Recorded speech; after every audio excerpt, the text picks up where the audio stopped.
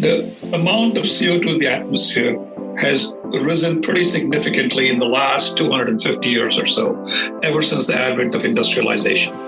Partly because of fossil fuel combustion, and partly because of land clearing, deforestation in the tropics. We think currently about 90% of human emissions are because of fossil fuel combustion, the other 10% because of deforestation.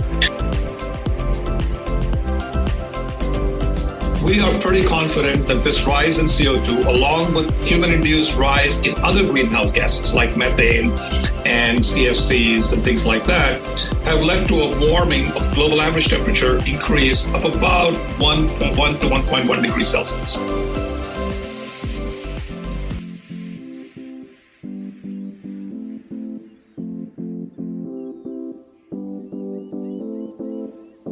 There's a goal that the nations of the world have agreed to try to keep temperature rise relative to pre-industrial to not more than 2 degrees Celsius relative to pre-industrial, with an aspirational goal of 1.5 degrees Celsius.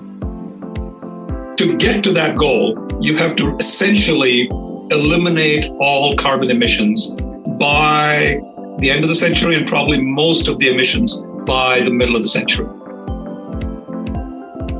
CO2 is important because, one, it is the dominant component in terms of what we call radiative forcing, how it's changing the energy balance of the atmosphere.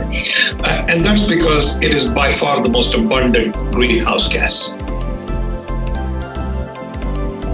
For carbon dioxide, once it's emitted into the atmosphere, 40% of it still remains after 100 years, 20% after 1,000 years, and 10% as long as 10,000 years later.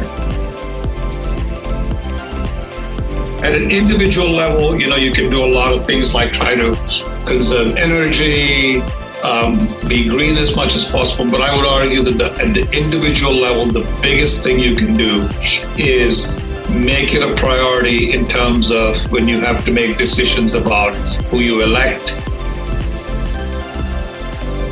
You're impacting everybody, everybody's impacting you. You could easily get into the situation where you say, I'm not going to do anything because what I do is insignificant. But if everybody argues that thing, nobody's going to do anything.